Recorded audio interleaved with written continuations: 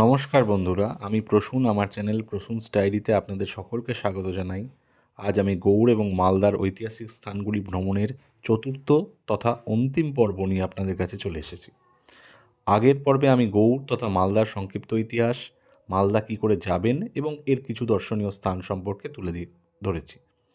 আপনারা যারা আগের সেই 3টি ভিডিও দেখেননি, তাদের কাছে অনুরোধ রইল যে আপনারা সেই সমস্ত ভিডিওগুলি অবশ্যই দেখবেন।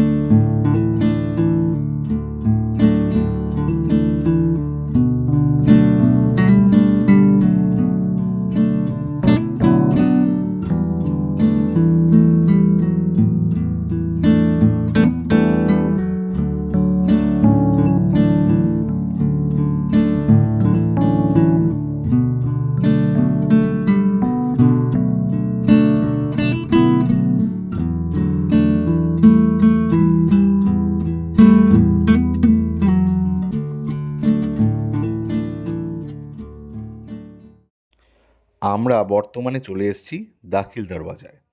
1425 সালে এই দাখিল দরওয়াজা নির্মাণ করা হয়। এটি ছিল অত্যন্ত গুরুত্বপূর্ণ প্রবেশদ্বার এবং গৌড়ের অন্যতম প্রধান নিদর্শন। ছোট লাল ইট এবং পোড়ামাটি দিয়ে তৈরি এই কাঠামোটি 21 মিটারের বেশি উঁচু এবং 34.5 মিটার চওড়া। এই গেটটি সেলামি দরওয়াজা নামেও পরিচিত।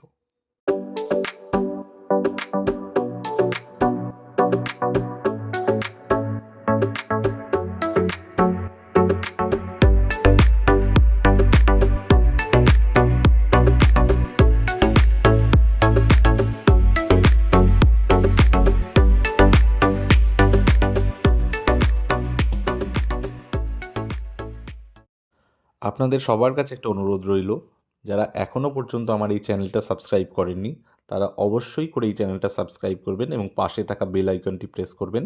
এতে আমার সমস্ত ভিডিও আপনাদের কাছে দ্রুত পৌঁছে যাবে। আমার পরবর্তী ব্লগগুলি পশ্চিমবঙ্গের আরেকটি নতুন জেলা এবং তার ঐতিহাসিক স্থানগুলো নিয়ে কেন্দ্র করে তৈরি হবে। এবং এই জেলাটি এমন একটি জেলা এবং এর ইতিহাস এমন গুরুত্বপূর্ণ ইতিহাস, যেটা ভবিষ্যতে ভারতবর্ষে এক নতুন যুগের সূচনা করেছিল। তাই আপনাদেরকে অনুরোধ করব, আমার চ্যানেলটি সাবস্ক্রাইব করে নেবেন এবং তাহলে আপনার এই ভিডিওগুলি আপনাদের কাছে খুব দ্রুত পৌঁছে যাবে। আমার এই সমস্ত ব্লগগুলি বা ভিডিওগুলি আপনাদের কেমন লাগছে তা কমেন্টে অবশ্যই জানাবেন। আমি আরও কী করে ভালো করতে পারবো তারও সুপরামর্শ আপনাদের কাছে প্রার্থনা করি।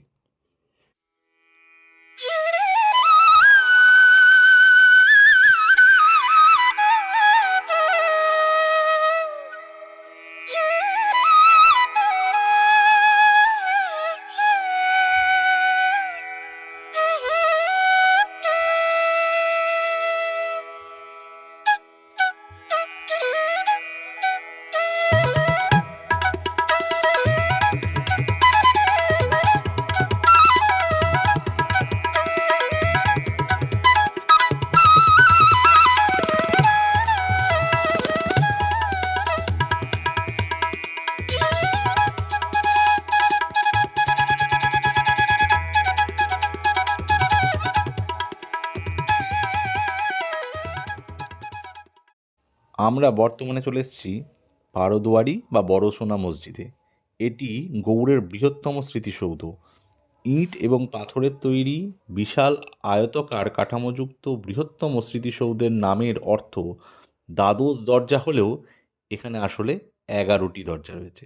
উচ্চতায় 50.4 মিটার, প্রস্থে 22.8 মিটার, দৈর্ঘ্য 12 মিটার পরিমাপের এই বিশাল মসজিদটির নির্মাণ শুরু হয় আলাউদ্দিন হুসেন শাহর সময় থেকে।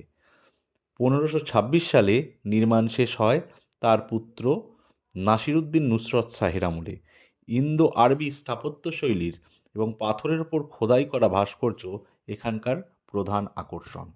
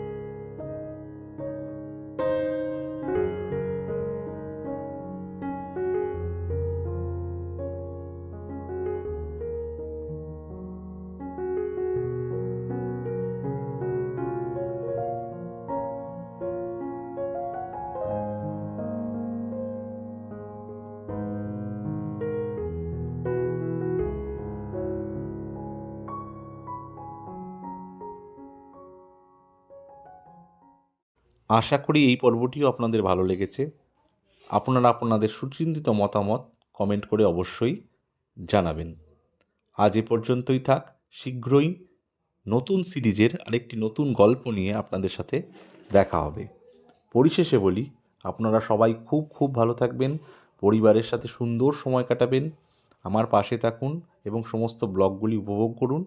ভালো থাকবেন। সকলকে অসংখ্য অসংখ্য ধন্যবাদ।